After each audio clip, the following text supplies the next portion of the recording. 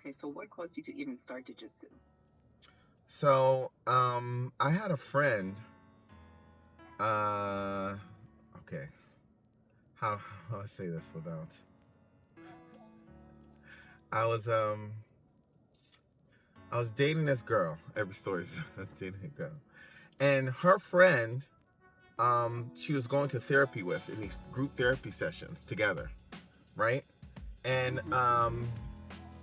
her friend's husband um was into fitness, and I'm into fitness. I was into fitness. So back in the day, I was into boxing all the time, and I was into wrestling, boxing and wrestling. So my dad came Mm-hmm. from boxing because he was in the military. He boxed in the military when he was very young, and so he taught me to box. And then in high schools in America, they mostly teach you track and field and wrestling, but they don't have boxing or anything else. So there was a boxing class at a YMCA that I used to go to, boxing and kickboxing, and so I was really big into fitness and boxing. And she was telling her friend, like, "Hey, my friend's into fitness and boxing too. You should link up because my husband's really into it." And Mm-hmm. he's like, "Wow, you've been boxing a long time. Like, I think I've been boxing for, I might have been like, I don't know, 20, might have been like, 25 at the time or 30 or something like that." And he's like, "Yo, I'm trying to figure out how long ago this was, but uh, I feel like it was 13 years ago, 14 years ago." And he's like, "Yo, you think you're really good?" I'm amazing. I have a great jab. I have a great 1-2. I have great kicks.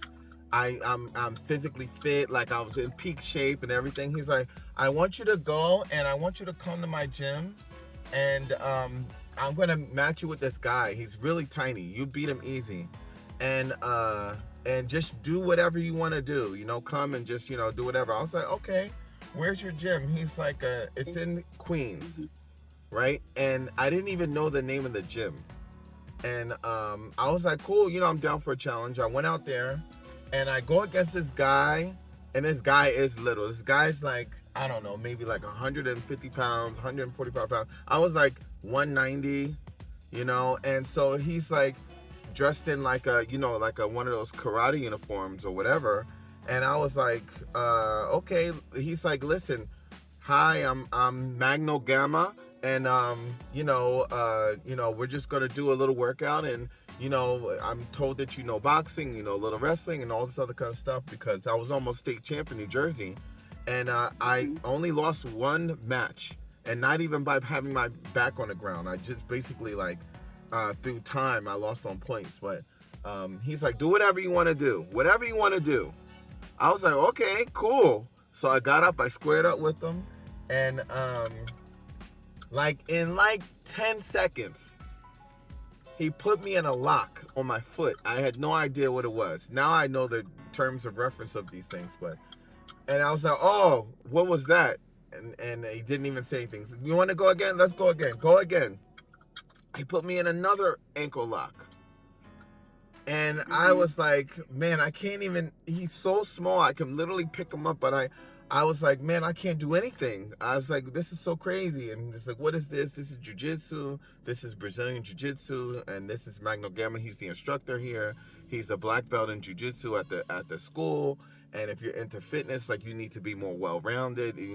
It's one thing if you know boxing, wrestling, but you really gotta fill up your game. And I think you really find if we train you, you're physically fit, you're tall, you're gifted. But I think we can help, uh, you know, bring a circle around the things that you know."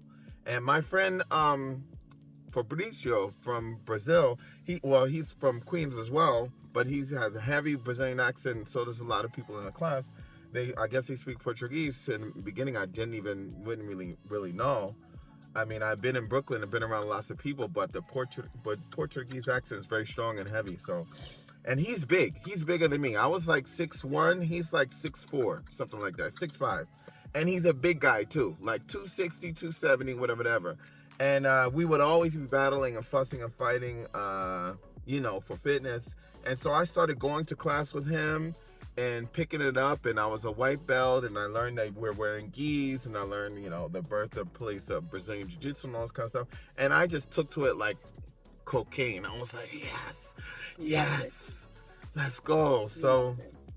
yeah, and I just continue from there, adding it into my program, trying to be really disciplined, and only because of work and other things, I couldn't be as consistent as I wanted to be. But like go every day. Like I used to go and just go to every class and just hang out all the time. And even then, I would commute an hour and a half, 2 hours just to get to the gym, and I would just hang out at my friend's house all day after, and then make it back to Brooklyn. I would go from Brooklyn to Queens, like Sunset Park in Brooklyn, all the way to Queens to go Hmm. work out and then come back. And I did that for like 2 years until I was winning competitions and competing and getting first place and getting gold medals. And I went to blue belt. And then eventually I moved and I couldn't come out to Queens anymore. And so I started training in Manhattan, closer to Manhattan, and yeah, but it just progressed from there. And then COVID happened, and a lot of gyms Hmm. closed, and I eventually moved again, and so now I'm continuing out in Hensel Gracie Middletown in New York, and now I'm training out there. I can do it moderately consistently, at least every week, a few classes. So Hmm. but yeah, that's how it started. A bad challenge. So you fell in love with it and you continued ever since. I continued ever since. It really helped me, and I've expanded inside the Henzo Gracie world to MMA and to doing my boxing and to doing kickboxing, and there's so many different components, really making me more of a complete athlete and a complete fighter.